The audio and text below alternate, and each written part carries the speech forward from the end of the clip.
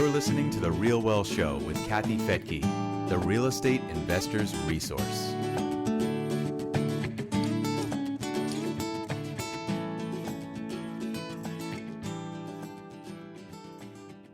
I've got some good news for you here today. If you can't afford to buy real estate, perhaps you could look into virtual real estate. I'm Kathy Fedke, and welcome to The Real Well Show. Virtual real estate, you ask? Well, apparently there's a market for it, and it's an expensive one.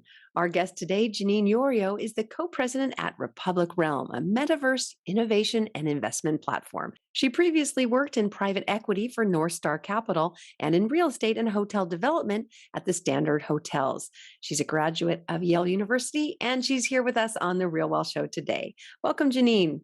So let's start with, what is virtual real estate? I cannot seem to grasp this concept. So virtual real estate at its simplest form is real estate inside a video game. So if you've ever played a video game, depending upon your age, maybe it was Super Mario Brothers, maybe if you're younger, it's Fortnite. There are games and there are spaces inside those games where when you're playing them, your avatar moves around and sees different things. Sometimes there are buildings, there are roads, there might be planets and spaceships. It really depends on the theme of the game. The reason why digital real estate is now something we're even talking about, or that you and I are talking about, is because the digital real estate inside some games today is built on the blockchain. And as a result, the interest in investing in that real estate has achieved new highs, and people are now much more interested in it than they were when it was just traditional space inside a video game. Companies have been buying advertising inside video games for a long time now. You can go play Madden football or FIFA World Cup, and there are games on the stadiums inside those sports games. Ads on the stadiums. What's different now is that the games are built on the blockchain. And there's this idea that if you buy things in one game, one piece of real estate in one game, you'll be able to move it around or use it or find utility in other games. And that has made people more comfortable with investing much higher dollar amounts in this digital real estate than they had been previously. Fascinating. Okay, so when people did it before it was blockchain, it was more for fun or for bets? No, it was companies that were buying it for advertising. For advertising. Okay. Yes, for advertising. Okay. And now when you say that's with blockchain, are they, I'm starting to understand blockchain, but are they buying kind of like a coin within? Kind of. So it set aside the blockchain conversation because it's not critical to understanding what digital real estate is. That's only the reason why it's become very popular. It has very little to do with what it actually is.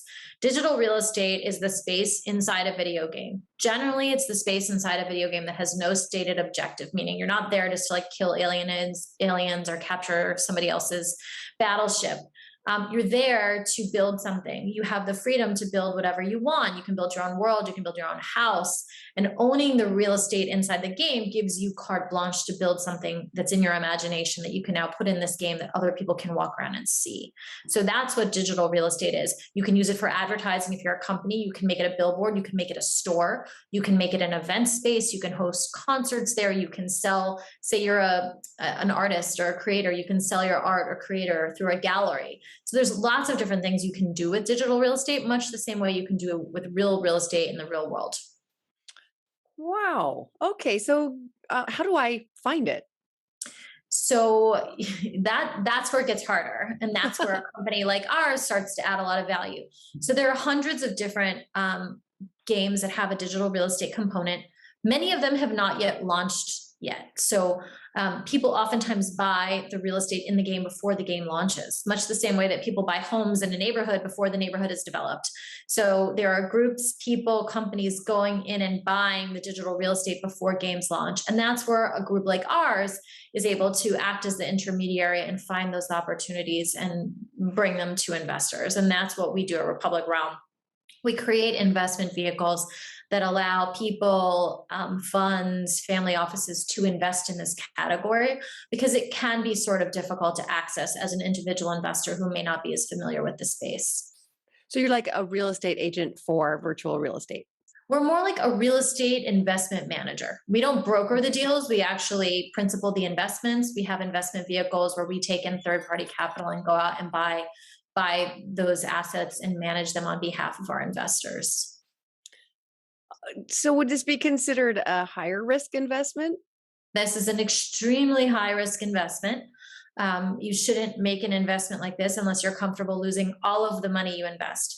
So it's not at all like traditional real estate, which is usually where you park your money when you've made a lot of it and you want to be sure not to lose it. This is incredibly speculative. It's more speculative even than some more traditional forms of cryptocurrencies.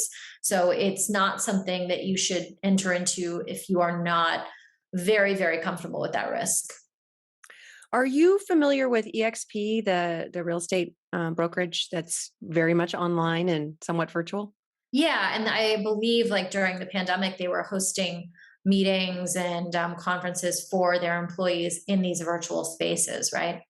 Yeah, that's exactly it. That's why I can kind of understand it from that perspective, because Yeah. I am an EXP agent and we're actually growing our brokerage. If anybody's interested, give me a shout out at Kathy@realwealth.com. But yes, you meet virtually inside this, EXP brokerage in this building, and there's different rooms you can go into. You can go into a private room, you can be in public, everybody has their avatar. It's pretty out there. It was a little bit difficult for me to understand, but for younger people, like my daughter, who spent a lot of time playing, what was the game where you had little people that you were building families and homes? Minecraft, Roblox. Oh gosh, I can't think of it. She would design, she would just kind of build her family in her house and play like house, basically play dolls with it. I'm sure it'll come to me as soon as we're Mhm, done, but that's basically what EXP is like. mhm. And at first I was very confused by it, but as we live in this world now where more and more people were going virtual, we would see more of this kind of thing. So very fascinating, very fascinating. All right. Well, can you give me some examples of what some people are doing? I know you said some like art galleries, but do you have any specifics? Sure. So we are not only an investor in digital real estate, we're probably the biggest developer of digital real estate in the world. We've developed about 7 different projects. The most notable of them is a shopping mall. So it's a shopping mall that exists in a metaverse called Decentraland. It's based around a district in Tokyo called Harajuku, which is where Japanese teenagers go to buy streetwear. We built a shopping center called Metajuku, which has this Japanese Tokyo theme to it. And it is host to digital wearables companies that sell clothing that can be worn by people's avatars in the metaverse. So the tenants and the landlord tenant relationship are structured very similarly to traditional landlord tenant relationships. There's a lease. There are 2 components to the lease, a base rent and a percentage rent based on sales volume from those stores. It looks like a regular shopping mall. There are storefronts. There's a promenade where people can walk around. So it becomes much easier to understand what digital real estate is when I start talking about things like a virtual shopping mall. It's a place to go and buy things. In this particular situation, you can buy wearables for your avatar in the metaverse, but in other situations, you can go and buy things that would show up at your house in a box. So it's not always that you're only able to buy digital goods. You can also buy real world goods. You're just finding out about them while you're spending time in these digital environments. We're also the developer of a master plan community called Fantasy Islands.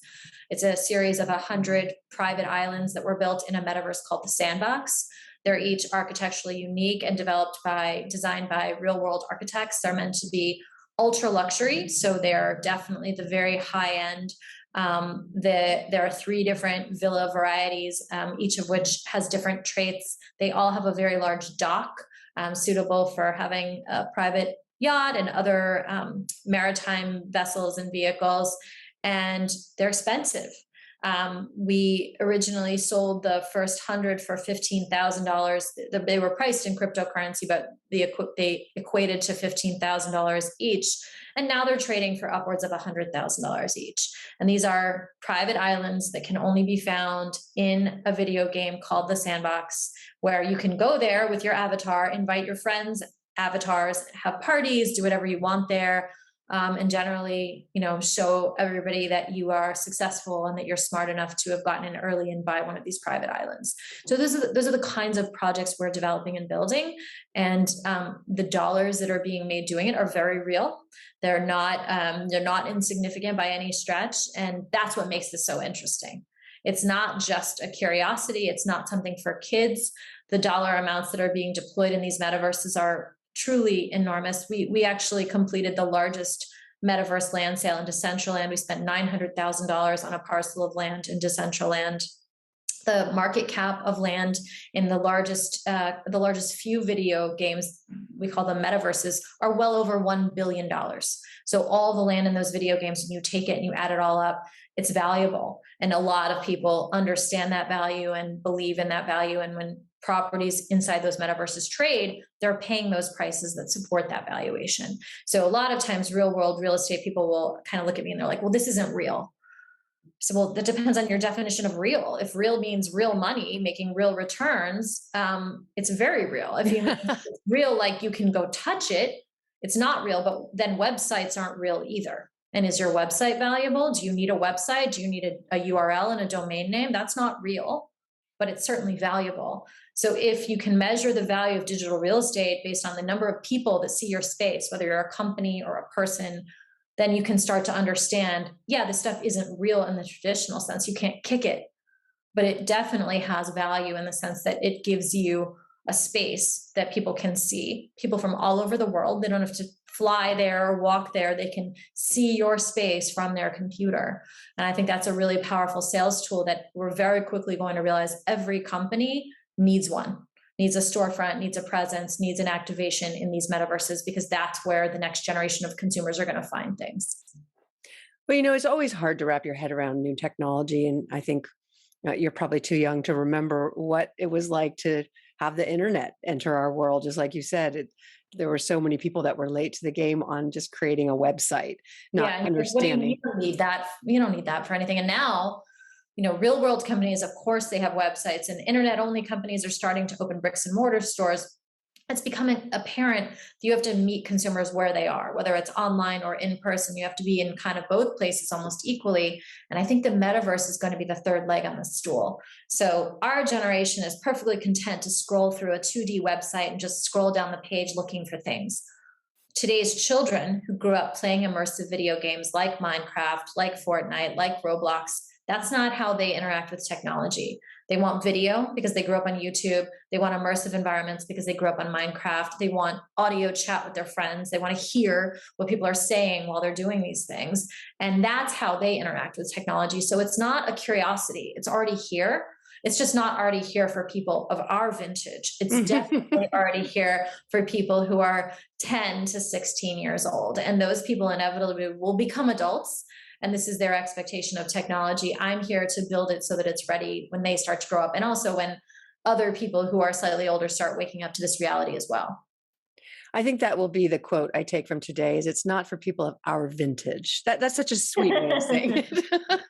But we are of this vintage and we're talking about it today. So it's not so difficult to understand that it's like beyond. It's just the same way that Facebook is not for the TikTok generation and TikTok is not for the Facebook generation. Mm-hmm. Every generation and their subgroups within that expect different things from their technology and from their own personal tech stack. And the metaverse is definitely going to be a part of the tech stack of Gen Alpha, which is that next generation coming up behind Gen Z. Gen Alpha. Okay. Yeah. Wow. Oh gosh, I was going to ask something. It does remind me a lot of, I remembered the name of the game, The Sims. Yeah, Sims, exactly. It's exactly like that. Mm-hmm. And The Sims were kind of the first of these world builder games. Then there was another very popular game in the early 2000s called Second Life, which was focused more on adults. People build stores, they dated, they did all sorts of social connecting activities in this particular metaverse. They didn't use the word metaverse back then, but it was very much like a metaverse. But yes, SimCity was the original predecessor for all of these things. Oh, and my daughters were absolutely obsessed with it. I, with my vintage, did not understand it at all. But it was for them like playing house, but in a Yeah. being able to actually build it and create it and make it your own. And And they loved it. for this generation that just spent, some of them spent 18 months in lockdown, right? And so for them, the only way they were able to play house with their friends was through these virtual games. So while they've been popular for a while, the pandemic just created a completely different shaped growth curve for these types of experiences, because children generally need socialization and they had to find it somewhere. And these games filled a void that was left by the pandemic. And so I think, and even we have too, I mean, this social norm of speaking to friends on Zoom has gone from sort of edge case to very, very commonplace. We have birthday parties on Zoom. We obviously all do meetings on Zoom. This idea of expecting your technology not to be flat and 2D, but to have audio and video and really command your attention is how now we've all had to come up the curve and learn how to interact with technology too. So the idea of us doing it right now, we're doing it on Zoom, right? I'm looking at your house, you're looking at my fake background. In the metaverse, we'd be sitting next to each other at a conference table or at a bar. That's the difference. We'd still be talking, but it would feel even more real because it wouldn't be through this fake layer, this like lens of a computer screen. It would be like we're sitting there next to each other. I guess there must be a psychological component that has been studied very carefully, because I've heard that your subconscious really can only take in what the eyes are bringing in, but responds to it, right? That's why we can watch a movie and sweat and be afraid during a murder scene, right? We know it's not real; it's just a screen on the wall, right? But we can have all these reactions to it, thinking it's real in the moment that we're watching. So I had heard that the subconscious can't tell the difference. It just takes in what it's taking in. And so I'm wondering, if you're going to one of these islands, if you really feel like you'd be on vacation. Well, yes and no. I think you might feel you're on vacation in the sense that you feel very vindicated for having bought one of these things since they're so rare and your friends are envious. However, the metaverse it's built in is called the Sandbox. And the Sandbox is designed to look exactly like Minecraft. And if you've ever seen Minecraft, it looks nothing like the Caribbean. It's these square boxes that stack on top of each other, and it's not the slightest bit photoreal. So you'll be in a vacation, but in a video game that looks like Minecraft with square palm trees and square people and square everything. So yes, you'll feel like you're on vacation, but there's no intent to kind of suspend reality and make it feel like we're actually there. It looks very different from the real world.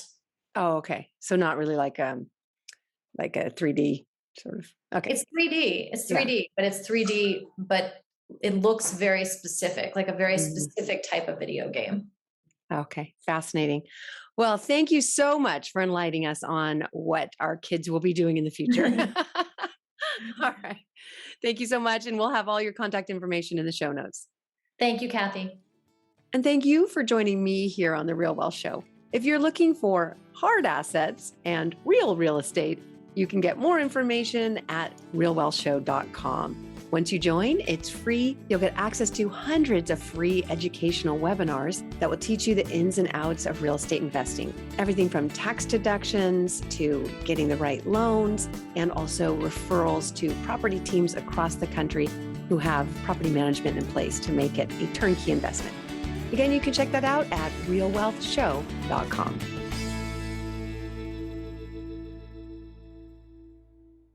The views and opinions expressed in this podcast are provided for informational purposes only and should not be construed as an offer to buy or sell any securities or to make or consider any investment or course of action. For more information, go to realwealthshow.com.